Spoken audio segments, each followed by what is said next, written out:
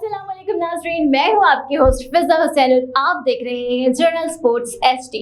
नाज़रीन, आज हम बात करेंगे कि पाकिस्तानी टीम अपने होम ग्राउंड में क्यों नहीं खेल पाती, इसके क्या रीजंस हैं। और जो दूसरी टीम है जब वो अपने होम ग्राउंड में खेलती है तो वो ऐसे ही खेलती है जैसे अपने घर में हर कोई शेर होता है।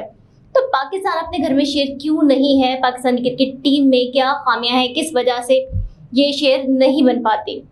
अब कौमी क्रिकेट टीम होम कंडीशंस पर जीतने का फार्मूला भूल चुकी है, ये कह रहे हैं मोहम्मद हफीज ने कि होम सीरीज हारने की बड़ी वजह इन्होंने यही बताई है कि बदकिस्मती से पाकिस्तान होम कंडीशंस का फ़ायदा उठाना भूल गया है, क्योंकि जब खेल नहीं पाएंगे, रन नहीं ले पाएंगे तो वो फ़ायदा उठाना भूलना ही हुआ।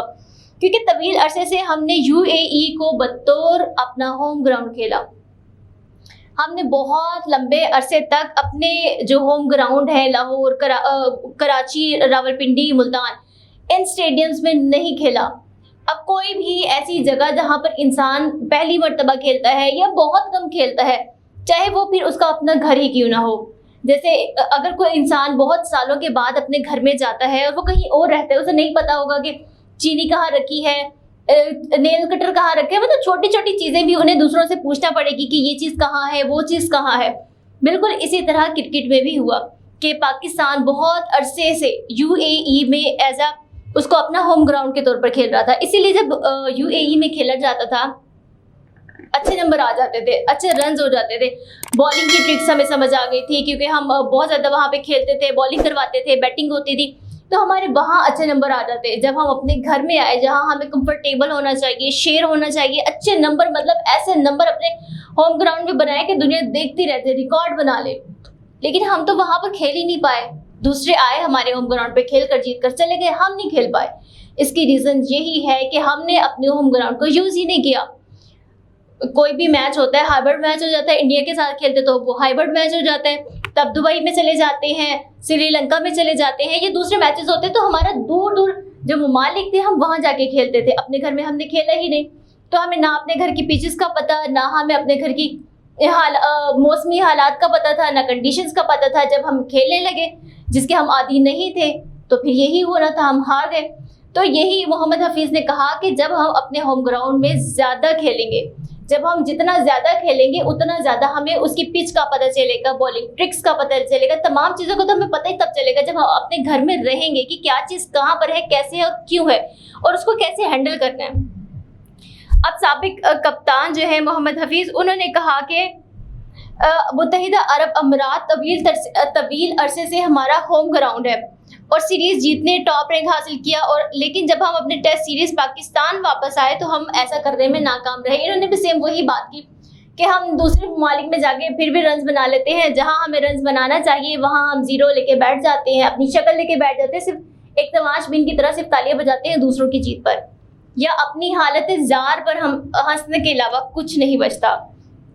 फिर उन्होंने कहा पाकिस्तान अब 7 अक्टूबर को मुल्तान में अब ये मैचेस होने जा रहे हैं और 3 मैचों की टेस्ट सीरीज के लिए इंग्लैंड मेज़बानी करेगा। पहले 2 मुसलसल टेस्ट मैचेस मुल्तान में होंगे, जबकि तीसरा मैच रावलपिंडी में खेला जाएगा। अब ये हमारा होम ग्राउंड है।